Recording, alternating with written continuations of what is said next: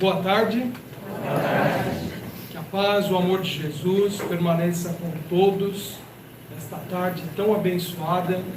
E é sempre uma alegria compartilharmos desses conhecimentos, desses estudos, que quando nós fazemos, pensamos que estamos contribuindo para a coletividade, estamos contribuindo para os outros, mas lá no fundo, eu imagino que todos os que se propõem a falar de temas dentro de uma casa espírita, lá no fundo, os maiores necessitados somos sempre nós mesmos.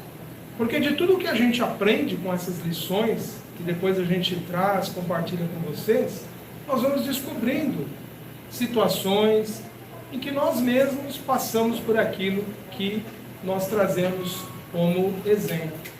Não exatamente aquilo que está sendo falado, mas muitas coisas correlatas, parecidas. Nós vamos trazer hoje uma história muito interessante, muito impactante, que traz muitas reflexões, embora ela se aplique a uma situação específica da vida, ela pode ser estendida, a vivência desses personagens, a muitas outras experiências. Em alguns momentos eu vou estar relembrando esse fato, porque embora a gente possa não ter vivido o mesmo problema, a experiência, a vivência, a reação, muitas vezes é parecida. E eu quero compartilhar então com vocês, nós temos muita coisa para falar, a história que André Luiz trouxe no livro Os Mensageiros, a história de Alfredo. Só que antes da gente pensar na história desse irmão, nós temos que lembrar algo muito importante quando a gente toma conhecimento da intimidade de uma pessoa. Mesmo que ela tenha se disposto a trazer publicamente o seu drama. Às vezes a gente lê as histórias nos livros e pensa assim de forma distante a um personagem. Não. Para nós espíritas, esses personagens não são ficções literárias. São pessoas que viveram, tiveram lutas, dramas, e como eles, existem milhões de outros vivendo experiências no mesmo sentido. Outro dia eu percebi que nem sempre a gente se solidariza de algo que a gente ouve falar. Somente quando a gente se aproxima de quem realmente sofreu, tem o contato direto, é que a coisa toca um pouco mais. Um exemplo prático é se a gente pensar, uma zona de guerra é um lugar de extremo sofrimento e dor. Mas quando você está na zona de guerra, aí que você toma a dimensão real do que é aquela dor de passar por uma guerra. Por isso que os Espíritos sempre nos convidaram, através da caridade, uma palavra que para muitos soa como ultrapassada, negativa, mas que nós ainda afirmamos. Caridade é uma palavra ainda com muito significado e muito importante de ser exercida. Mas então, por que os Espíritos nos convidam tanto, através da caridade, a buscarmos entrar em contato direto com aquele que sofre? Porque é só ali que nós percebemos o alcance mesmo das experiências. Porque ouvir falar é uma coisa, presenciar é outra, e viver é algo mais profundo ainda. Bom, Alfredo é então uma pessoa que viveu, sofreu, já superou todo esse drama que nós vamos falar hoje, mas ainda assim merece a nossa compaixão, a nossa solidariedade, e aqueles que estão envolvidos na história dele igualmente. Porque vai ter um momento aqui dessa história que aparece um vilão, alguém cruel. Também por ele nós temos que nos compadecer. Assim ensinou Jesus, assim repetiram insistentemente os Espíritos. Que tivéssemos compaixão por aqueles que causam o mal, porque eles são profundamente sofredores também. Podem não ser no presente, mas certamente serão no futuro. Então, feito esses avisos, não temos aquela atitude de julgamento, de condenação, mas uma atitude amorosa de quem analisa um problema para poder identificar lições a aprender. E essa história nos fala muito sobre como as nossas emoções nos conduzem. Como essas emoções descontroladas, explosivas, nos induzem muitas vezes a desvios que levam décadas ou até séculos para serem retomados o caminho de evolução.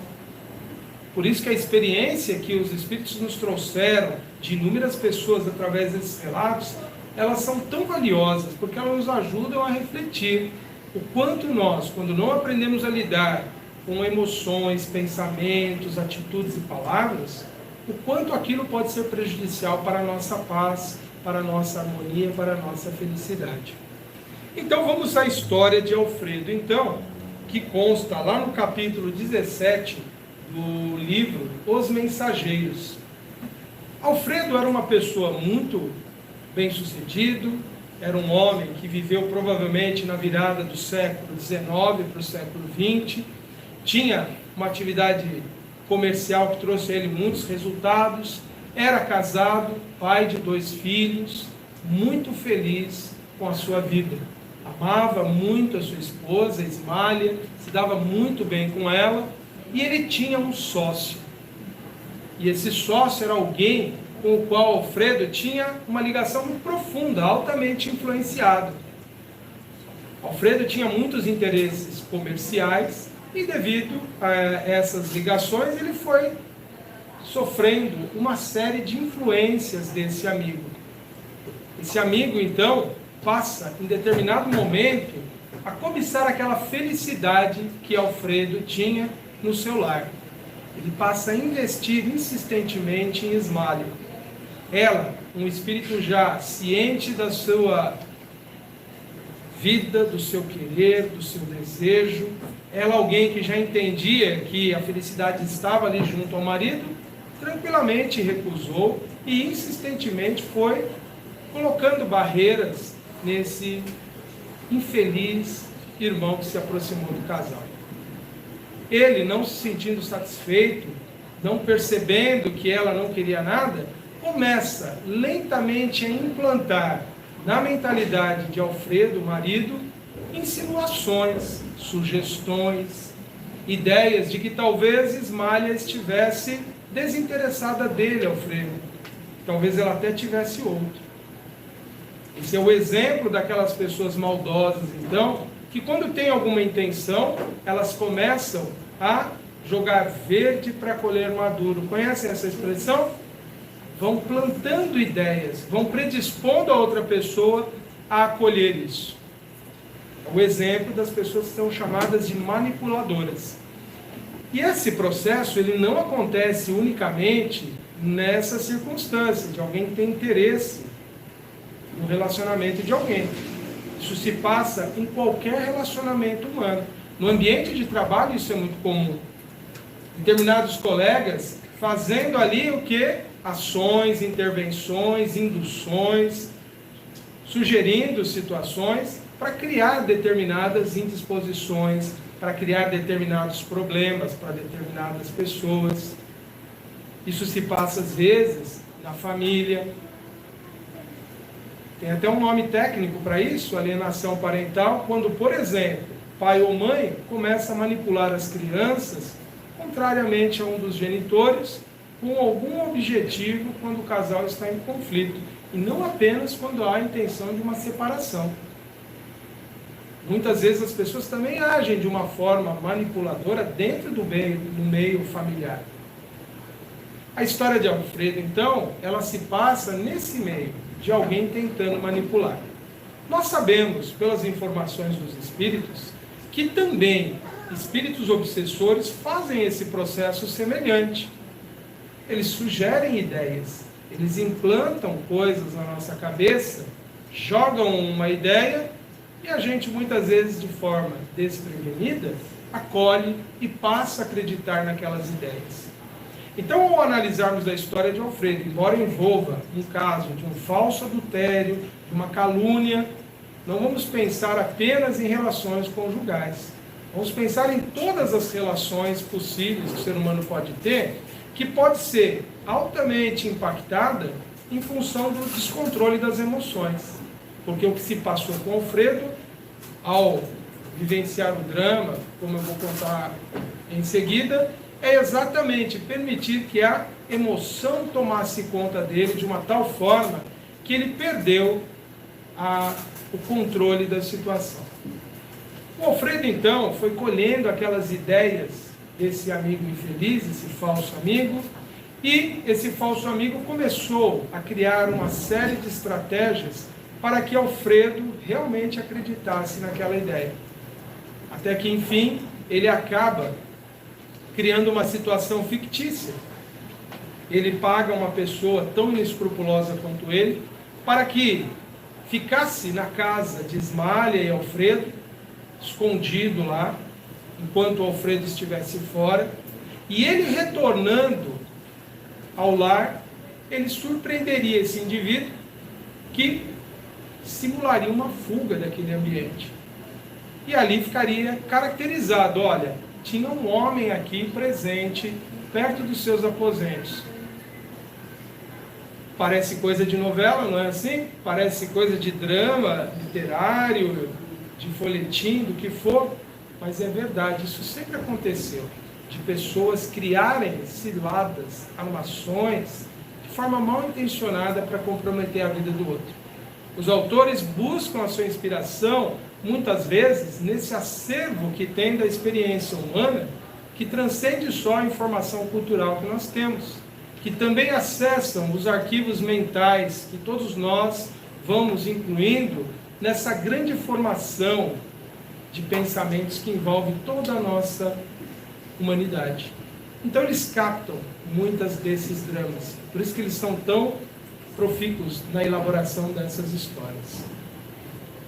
Então acontece isso realmente. Alfredo é chamado correndo de volta ao seu lar, porque é indicado para ele, olha, tem alguma situação lá errada, vai lá você ver. E quando ele chega, esse homem inescrupuloso foge dos aposentos ao lado do aposento de Ismália. Ele entra já enfurecido, tomado de uma emoção destrutiva, e ele deseja ali resolver o problema. Vendo o homem fugindo, ele saca a arma e sai atirando atrás desse rapaz. Mas ele não alcançou, ele não conseguiu acertá-lo. Quando ele volta ao quarto, ele nota que havia um chapéu sobre um móvel lá, moderno, próprio da época, geralmente usado pelos mais jovens, e aquilo para ele foi a comprovação definitiva que realmente era um homem que estava no quarto da sua esposa. Imagine essa situação se passando no início do século, final do século XIX, século XX. Algo dificílimo para entender até nos nossos dias, mas naquela época ainda mais devido a todo um contexto de preconceitos, de ideias que eram comuns naquele tempo, como até hoje resistem para muitos.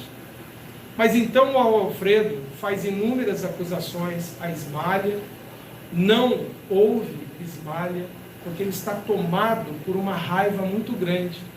Para ele, tudo que ele tinha acumulado de informação que o falso amigo deu, juntamente com aquela cena, vendo um homem fugindo do quarto da esposa, ali próximo, e o chapéu dentro do quarto dela, aquilo tinha se caracterizado realmente como uma cena de adultério. Ele então toma algumas atitudes. Ele, naquela época, se prevaleceu de um direito que o homem tinha de decidir o desfecho de um relacionamento. Ele manda a esposa de volta para a casa dos pais e contrata uma governanta para cuidar dos filhos, dos dois meninos. E ele, muito amargurado, viaja para a Europa, passando um bom tempo lá. Até que ele recebe notícias, então, de que Ismália estava muito doente e tinha falecido, desencarnado. Ele ainda retorna porque ele amava Ismália, ele gostava de Ismália. E ele retorna, então, tentando ainda reparar alguma daquela circunstância, porque ele, com o tempo, deve ter percebido por que atitudes tão radicais em relação a alguém que ele ainda amava. Mas aí ele não conseguiu mais se sentir em condições, porque ela tinha morrido e não tinha mais o que fazer. Ela, profundamente abatida, morreu de tuberculose.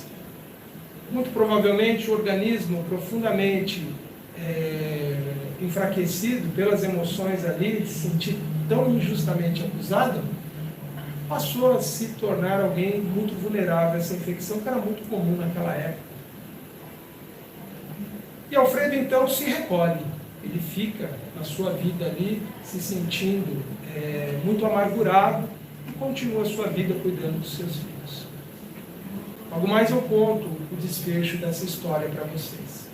Mas por que Alfredo, analisando hoje essa história, sabendo de tudo que aconteceu, para nós é muito fácil falar assim, mas por que ele não pensou melhor antes de separar-se, mandar a esposa para a casa dos pais, tirar ela do contato com os filhos, usar de todo o seu, entre aspas, direito, reconhecido na época, de separá-la dos filhos? Por que ele não pensou antes e não conversou com ela? Por que ele foi tomado por uma emoção tão forte? E aqui nós podemos trazer para a nossa realidade, para a nossa experiência individual. Quantas vezes nós não agimos motivados por essas emoções tão intensas, de raiva, de ira, de desejo de vingança, de uma indignação exacerbada. Quantas vezes a gente não falou e fez determinadas coisas que magoou, feriu, e depois a gente pensa, precisava ter sido assim? Sabe, de toda essa intensidade? Em muitas circunstâncias a gente está até certo na situação. O que a gente às vezes se condena é a resposta que a gente dá, a intensidade dessa resposta. Por que a gente não consegue agir pensando? Por que a gente é tomado pelas emoções? Por que há esse descontrole? Nós vamos trazer então uma informação que ela já foi bem falada, foi colocada já em muitos meios, e em especial nesse livro do Daniel Goleman, o Inteligência Emocional. Ele buscou algumas pesquisas no campo da neurociência para explicar a neurologia das emoções. Por que tem coisas que a gente vivencia, que a gente passa, e a gente não consegue se controlar, simplesmente responde daquela forma sem pensar. E aí ele nos explica, não só ele, como os autores realmente que fizeram a pesquisa, como acontece esse mecanismo de a gente dar respostas automáticas, sem pensar, sem refletir. Ele considera então, ou os autores consideram, que existe um mecanismo, e isso aqui é algo que nós compartilhamos com muitos outros vertebrados, animais, que como nós temos que dar respostas imediatas aos estímulos do ambiente. Então o que acontece? Quando a gente capta uma informação, seja pela nossa visão, pelo nosso olho, chega até algumas áreas do nosso cérebro essa informação, uma velocidade extremamente rápida, frações de milésimos de segundo. A via mais comum dessa informação chegar é essa então que chega aqui no tálamo. Aqui também está chegando em outras áreas do cérebro a informação, mas um tempo depois, frações de segundo depois. Do tálamo isso segue para uma outra área que nós temos aqui, que é chamada amígdala. E a amígdala, ela também está em comunicação com algumas áreas do cérebro e ela vai coletando algumas informações. No caso aqui, ele deu uma resposta acreditando que era o adultério realmente, que ali realmente existia alguém que estava manchando a honra dele, estava ali em proximidade da esposa dele e ela era culpada. Por quê? Essas informações tinham sido implantadas pelo amigo. Essas informações que chegam na hora que nós vamos dar uma resposta automática a um estímulo do ambiente, elas capturam essas informações que nós acumulamos sem nenhum critério, sem nenhuma análise. É o famoso sem pensar. Então, daqui parte a resposta, que vem como uma emoção abrupta, vem como uma impetuosidade. A gente vai reagir na intensidade do que a gente está acreditando. Esse é um dos mecanismos das respostas que nós damos, fundamentados em emoções. Outro mecanismo envolve também outras áreas do cérebro, mas esse aqui é um mecanismo mais famoso. Em todos eles, a explicação é sempre essa. É uma resposta rápida, porque é um mecanismo evolutivo que nós tínhamos de uma situação de perigo. a amígdala e outras áreas ali do nosso cérebro mais primitivo, ela não é capaz de analisar e ponderar. Será que isso é verdade mesmo? Ou eu estou supondo coisas que não existem? Ela simplesmente responde. Porque para nós esse mecanismo ele é extremamente importante para a nossa sobrevivência. Se você ouve um barulho dentro do seu quarto à noite, você abre o olho e vê que é um vulto, você imagina, alguém invadiu minha casa e vai me atacar aqui. Se você mora sozinho. Se você mora com alguém, você vai supor, fulana, você está aí? Se ela tiver e só mora vocês dois. Mas percebam que nem sempre a gente tem essa ponderação de avaliar se aquilo que a gente está experimentando é real ou não, se é uma interpretação errônea ou não. A gente simplesmente o quê? Reage. Então Alfredo, ele respondeu a uma série de estímulos que ele foi acumulando. Primeiro as falsas memórias que foram implantadas pelo amigo, porque, segundo alguns estudos, nós não discernimos muito claramente, ou melhor dizendo, o nosso cérebro, ele não discerne claramente o que é verdade ou não. Se algo foi falado e você vai responder, nem sempre você faz essa análise crítica. Isso é verdadeiro ou não? É só com o tempo que a gente aprende a fazer isso. Geralmente depois que a gente cometeu muitos erros na vida, por exemplo, falar sem pensar, que a gente sofreu consequências, a gente passa a ponderar, né? Opa, peraí que eu não vou falar que veio primeiro na cabeça, eu vou pensar porque eu já vivi uma experiência negativa por conta disso. Então, no caso de Alfredo, ele foi vítima desse mecanismo que foi chamado pelo Daniel Goleman como sequestro da amígdala. Ou seja, a nossa parte mais inferior do cérebro está dando respostas instantaneamente, não permitindo que uma área superior, que é capaz de análises mais acuradas, o neocórtex, possa fazer. É por isso que ele, então, depois, passado o calor da emoção, passado todo aquele tempo, ele tentou voltar atrás, tentou voltar a encontrar a esposa, mas aí já era tarde, porque teve tempo de refletir e de pensar. As informações, elas também chegam no córtex, no neocórtex, que é essa parte mais superior aqui do nosso cérebro. Porém, não dá mais tempo porque você já deu uma resposta instantânea. Muitos pensariam assim, mas Antenor, afinal de contas, quem é responsável pela minha vida? É um mecanismo primitivo cerebral ou sou eu, o espírito, individualidade? Nós nunca podemos esquecer que, enquanto encarnados, nós estamos submetidos aos mecanismos físicos do corpo. Nós vamos responder, obviamente, pelas nossas atitudes, porque nós ainda não aprendemos a usar esse mecanismo. Mas ele existe, ele é real, ele é demonstrado, e ele é um problema para o espírito. Por isso que alguns espíritos, quando analisaram a condição do encarnado, chamaram o corpo, por exemplo, como tirano do espírito. O Espírito Carita, numa mensagem que aparece lá no Evangelho segundo o Espiritismo, ela se refere ao corpo como tirano do espírito. Por quê? Porque quanto mais imperfeito é um espírito, mais submetido ele está às injunções do corpo físico, às determinações de sobrevivência que nós herdamos dos nossos ancestrais mais primitivos. Para nós, o grande desafio, conscientes de todas essas informações, é aprendermos a lidar com isso. Como evitar esses mecanismos, já que a gente sabe que eles são importantes para a nossa sobrevivência, porque afinal de contas eles podem nos ajudar num momento decisivo a escaparmos de um perigo ou até nos defendermos, mas como não permitir que esses mecanismos de resposta rápida, pela emoção, pelo medo, pela raiva, não nos leve a comprometer a evolução? Porque o Espírito da Verdade nos recomendou: espíritas, amai-vos e instruí-vos. Por que eles disseram que o amor é tão fundamental e o instruí-vos é tão fundamental?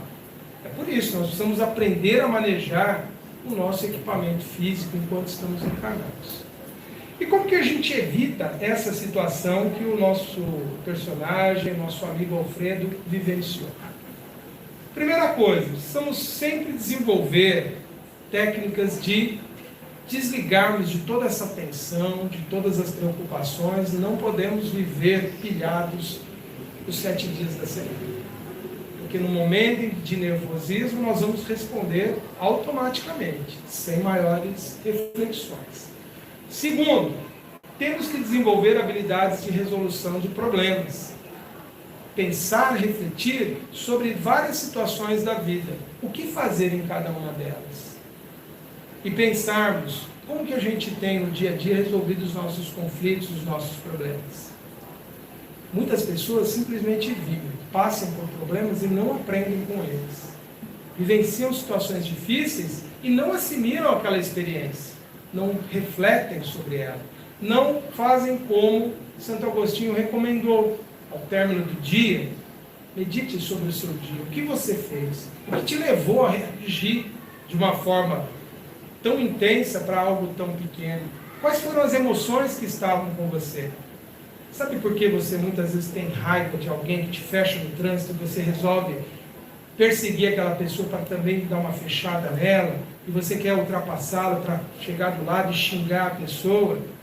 Porque muitas vezes não é aquela situação que te está dando tanta raiva assim. É todo um conjunto do que você viveu antes. E aquilo foi apenas a gota d'água. Muitas vezes é uma pessoa que está tão infeliz quanto você. Então nós precisamos pensar o que nos move. É algo tão pequeno que foi feito ou é todo um acúmulo de indignação, de raiva, de cansaço, de esgotamento que nós estamos? Nós precisamos parar quando a gente percebe que a gente está fora de controle. Que a gente a qualquer momento vai explodir. E quem já explodiu algumas vezes, sabe perceber quando vai explodir na próxima. Não é assim? Então a gente precisa começar a identificar esses sinais em nós. É a forma de evitar que esse mecanismo de resposta automática atue em nós. Começar a perceber o que é o nosso pavio. Outra recomendação: aumentar a consciência sobre os próprios pensamentos, sentimentos e comportamentos. A gente precisa saber realmente no que a gente acredita, no que a gente admite como certo.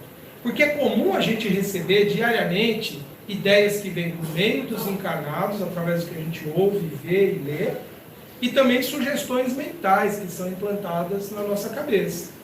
É comum a gente colher isso o tempo todo.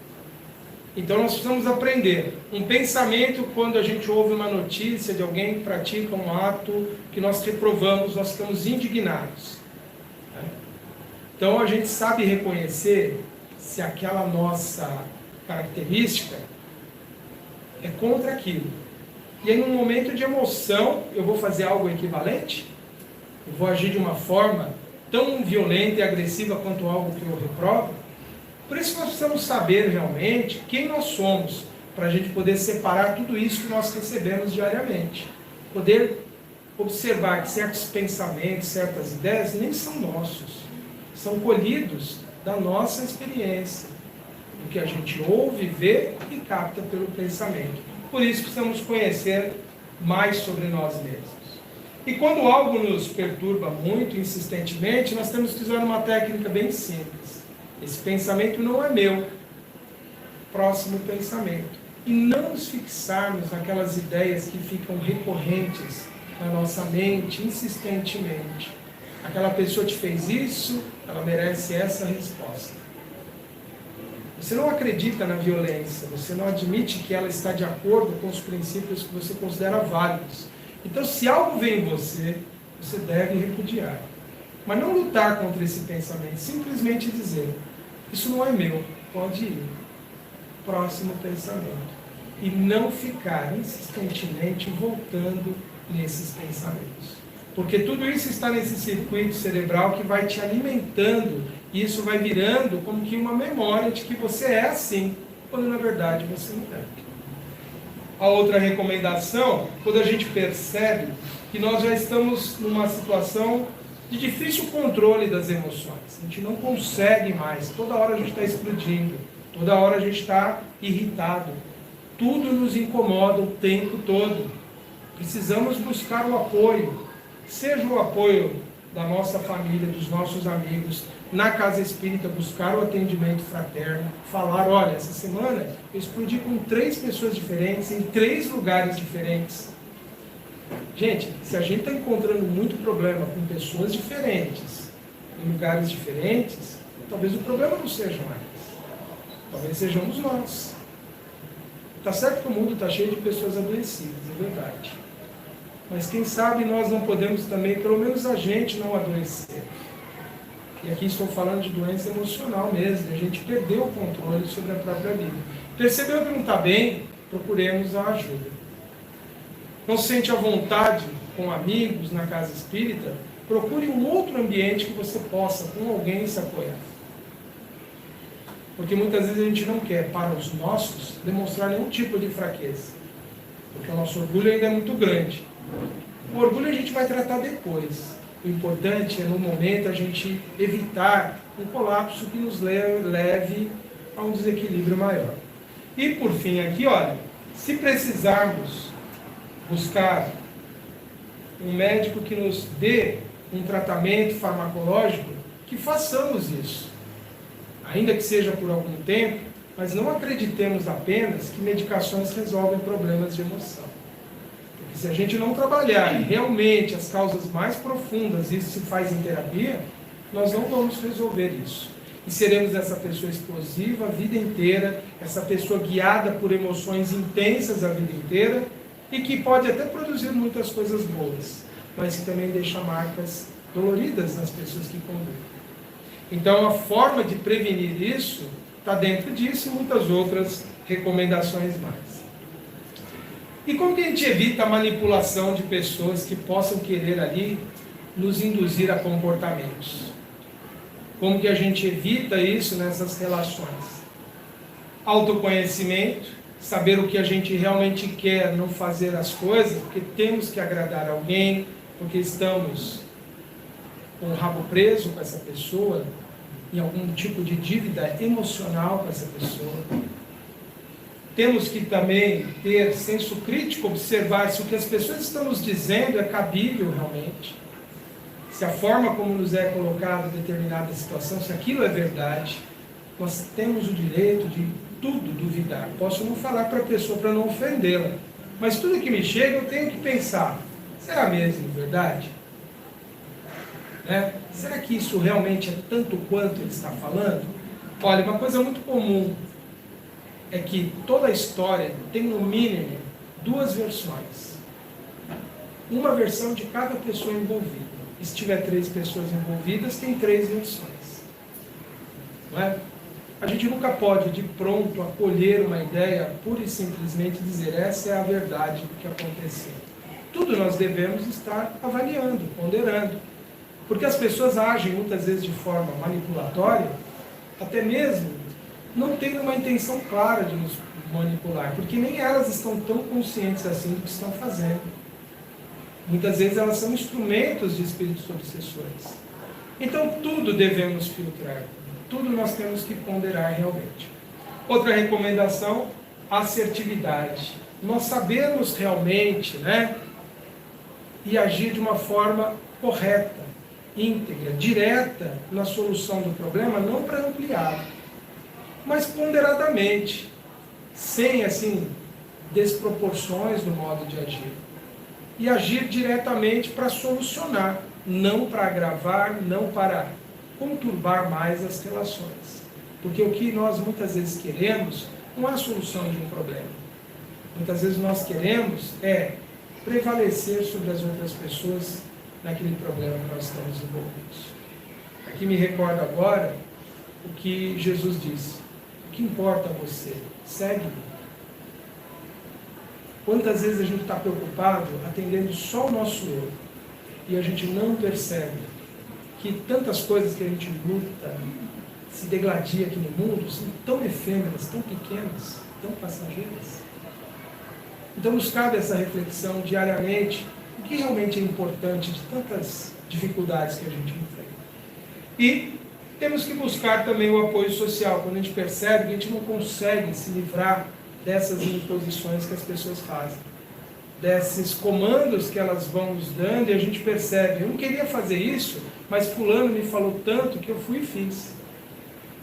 Se a gente não consegue sozinho sair desse mecanismo de dominação, temos que procurar o apoio para vencer isso. E buscar tratamento psicológico, porque pode ser algo patológico, pode ser um problema nosso realmente, de sermos uma pessoa facilmente manipulada. Porque tem todo um contexto de vida, de histórias que abarcam, às vezes, outras reencarnações, a história dessa vida, como nós fomos educados desde criança. Então precisamos buscar esse auxílio para tentar entendermos que nós somos donos da nossa vida, que não podemos ser conduzidos pelos outros. Agora, o Alfredo, ele não tinha todos esses conhecimentos, né? Não tinha toda essa maravilha de informação que hoje nós tínhamos. Ele tinha como ter agido? Ele tinha como ter evitado todo esse problema? Será que é somente o homem do século XXI que está aparelhado para lidar com essas questões todas da vida emocional, de entender esse mecanismo, ter essas dicas de como evitar essa situação? Vamos analisar aqui algumas situações que foram fundamentais para que ele chegasse nesse ponto de perder controle sobre a vida. A primeira dela foi porque ele não foi suficientemente vigilante, cuidadoso com a vida, por interesses financeiros. Ele ouviu muito mais o amigo do que a esposa leal, sincera, que ele amava, porque ele tinha uma paixão muito grande pelo dinheiro, muito apegado nos bens materiais. Quem tinha mais importância? A pessoa com a qual ele tinha relações financeiras. Outra característica dele, era uma pessoa muito influenciável, facilmente manipulável, justamente porque era muito interesseiro. Porque estava...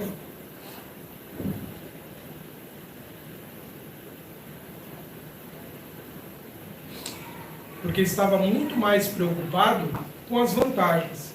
Por outro lado, ele era alguém que, quando vocês forem ler o capítulo 17, vocês vão ver essa frase aqui, depois pequenininha, porque vai aparecer algo ali depois. Ele tinha perdido, né, o interesse pelo lar. A vida dele era só para o exterior. O mais importante eram os ganhos financeiros e não a vida familiar. E isso, gente, é decisivo para a gente se perder na vida muitas vezes. A gente não dar o valor devido à nossa vida familiar, aos que nós amamos. O mais importante, gente, na vida é o nosso núcleo familiar ali constituído. Não tem nada mais importante que isso. Por exemplo, se eu tenho que sacrificar o meu relacionamento conjugal por causa de trabalho, já estou errado. Se eu tenho que sacrificar o meu relacionamento pai e filhos pelo meu trabalho, já estou errado. Entendam aqui sacrificar dizendo que um é mais importante que o outro. Obviamente tem fases da vida que a gente tem que trabalhar muito para dar o sustento, mas quanto que é muito? Será que esse muito que a gente ambiciona tanto já não está além do que realmente é necessário? Essa é uma resposta que cada pessoa tem que encontrar para si mesma. Porque eu não posso dizer se uma pessoa pode trabalhar 10 ou 16 horas, porque eu já trabalhei, e até hoje trabalho muito. Mas tem um momento que você tem que perceber, eu estou muito distante dos meus filhos, então cada pessoa precisa descobrir. Ou a gente precisa descobrir, minha esposa e meu esposo estão recebendo o carinho, a atenção e o tempo de qualidade que eles precisam? Então é aí que a gente precisa estar ponderando todos os dias o que realmente é importante para nós. Se a gente tiver foco em outras coisas que não são, do ponto de vista espiritual e evolutivo, importantes, a gente se perde facilmente. Mas olha então, ele era uma pessoa invigilante por causa dos interesses econômicos, muito influenciável, mas ele já tinha, como alguém habitante do Brasil, provavelmente era católico, já tinha ouvido, talvez em algum sermão na igreja, se ele fosse, o que Jesus falou. Mas acumulem para vocês tesouros nos céus, onde a traça e a ferrugem não destroem, onde os ladrões não roubam nem furtam. Pois, onde estiver o seu tesouro, aí também estará o seu coração. O que é o tesouro? É aquilo que a gente está dando mais importância na vida. O que é o nosso coração? É a nossa essência. Se eu estou dando como importante algo que não é realmente condizente com a minha essência, eu me perder é muito fácil. Eu pegar outros caminhos da vida, grandes desvios, é muito simples. Porque nós nos iludimos com a riqueza, com a beleza, com a facilidade, com o prazer. Não que eles não sejam cabíveis à existência terrena, mas eles têm um momento e têm uma proporção, uma quantidade do que é adequado. Quando a gente está demais focado fora daquilo que realmente é essencial do ponto de vista espiritual, a gente comete muitos erros. Outra coisa que ele colocou, né? Não esclarecer as acusações com quem interessava, não checar os fatos. Ele simplesmente aceitou as evidências do que se mostrou para ele como uma verdade. Ele não deu a Ismália o direito dela dizer, olha, isso tudo é uma mentira. Por mais que algo possa parecer verdadeiro, nós temos que dar o direito a outra pessoa de se explicar. Isso se aplica, por exemplo, quando chega a gente uma fofoca. Se alguém vem falar pra gente, Tenor, fulano está falando de você. Aí eu prontamente fico com raiva dessa pessoa e começo a tratá-la mal. O que eu teria que fazer neste caso? Eu tenho que checar isso com essa pessoa. Fulano, é verdade o que esse plano me disse? O que eu fiz para você estar falando de mim? E aí talvez a gente fosse entender. Olha, não foi bem aquilo que ele te falou que eu disse. Pode ser que os dois mintam, um ou outro minta. Isso acontece. Mas a gente não pode criar uma história sem checá-la de verdade. Porque a gente cria ilusões e foi o que o Alfredo criou. Para ele estava muito claro que era um caso de adultério. Já tinha evidências suficientes. Ele tinha que ter checado. E Jesus falou sobre isso, hein? Se teu irmão pecar contra ti, vai e em particular com ele, converse sobre a falta que cometeu. Se ele tiver te ouvido, ganhastes o teu irmão.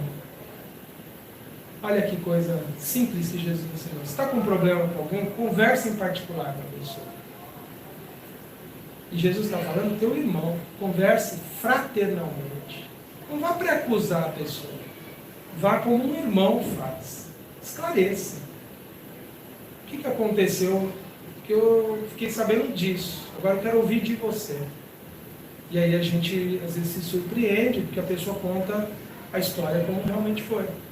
E a gente percebe que tudo era uma criação. Olha só, outra coisa que ele fala, né? Quando ele encontrou a Ismália, ele colocou assim, ó, olhos com gestos, vomitando insultos, quis eliminar Ismália, banhada em lágrimas aos meus pés. Ele estava com ódio de uma pessoa que ele amava, né? Ele estava com muita raiva. E faltou a ele compaixão naquele momento. Outra atitude dele, ele foi extremamente machista e autoritário. E fez o exercício de um direito que na época a sociedade dava a ele, ao pai o direito de ficar com os filhos, uma forma de vingança. Exerceu de forma tenebrosa ali o machismo. Feriu ela como esposa e como mãe. Quantas vezes a gente quer atingir as pessoas por um erro delas, e a gente quer atingi-la na vida toda dela. Então a gente tem que separar as coisas. Agora, o Evangelho também fala sobre isso, né? Olha só. E por fim, a frase dele, que dá o título à nossa palestra, Impulsividade Delituosa. Penetrei no quarto em extremo desespero e gritei em voz alta. Na próxima eu vou deixar maior. Nosso projetor me ajuda. Agora, olha, isso tudo tem relação com isso que Jesus falou, olha. Bem-aventurados os misericordiosos, pois obterão misericórdia. Se ele tivesse desenvolvido essa compreensão de sentimento, de compaixão por quem erra, mesmo que ela tivesse cometido adultério, ele teria agido de forma diferente, teria tido tempo de descobrir que não era verdade aquilo. Nós precisamos desenvolver urgentemente esse sentimento de termos empatia, compaixão por quem erra. Até para descobrir que as pessoas não erraram. Então veja, mesmo sem saber tudo aquilo sobre a resposta que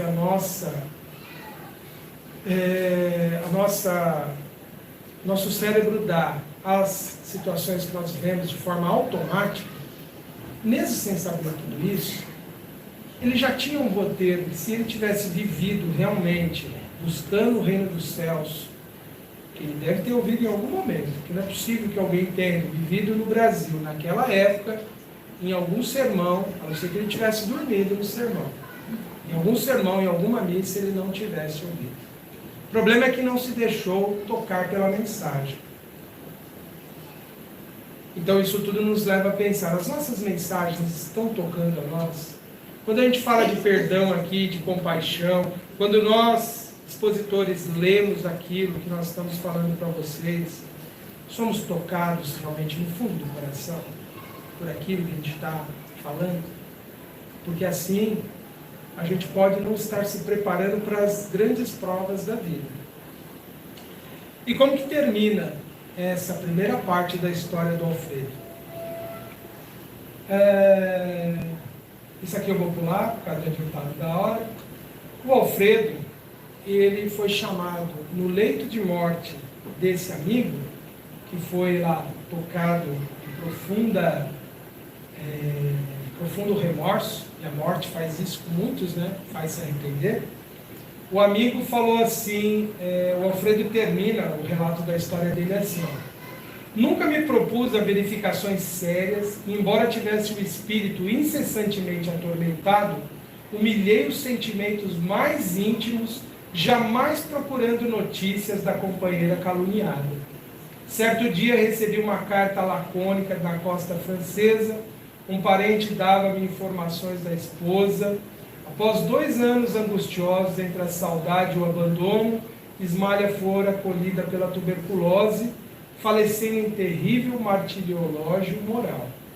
Deliberei então a volta, fixei-me novamente no Rio, eduquei os filhinhos e conservei a dolorosa viuvez, o desencanto do coração.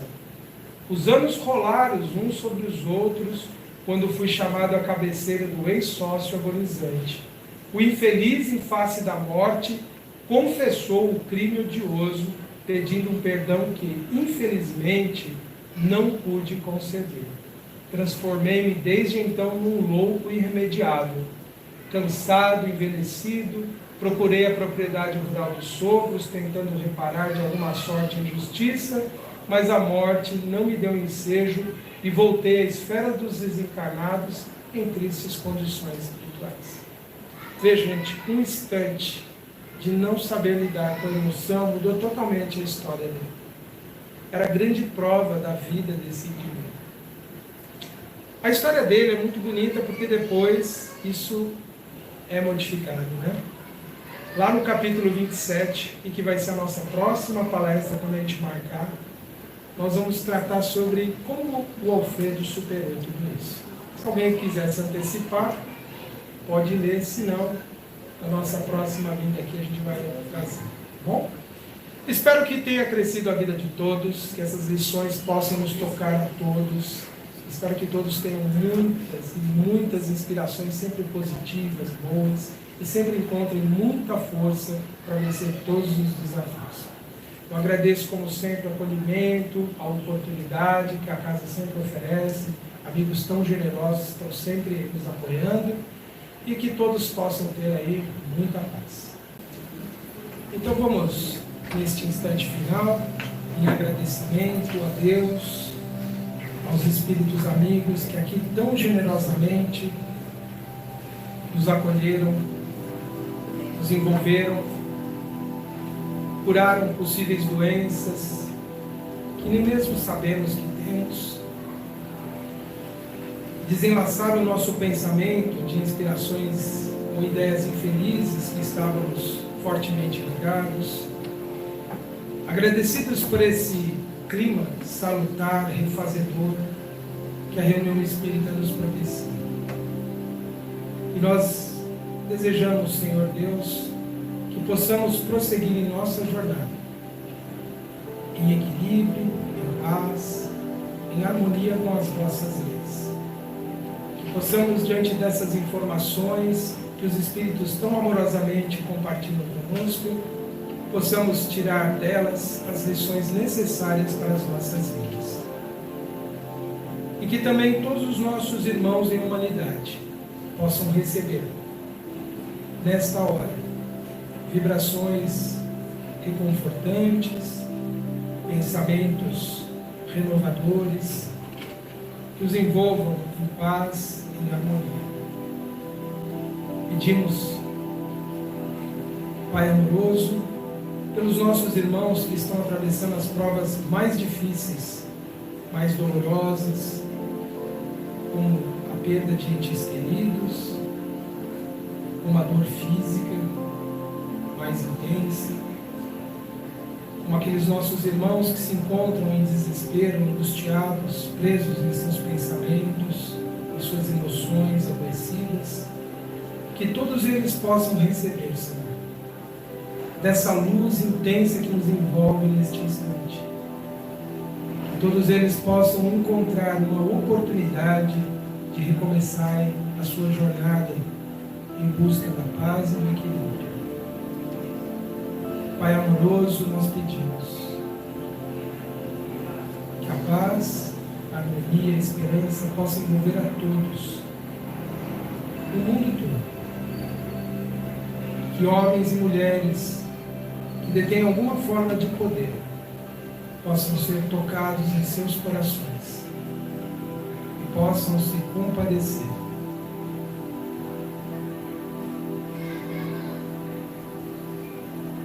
Pela vida de todos os seres deste mundo e possam agir em favor da paz e do equilíbrio. Obrigado, Senhor, por tudo. Que assim seja, graças te damos.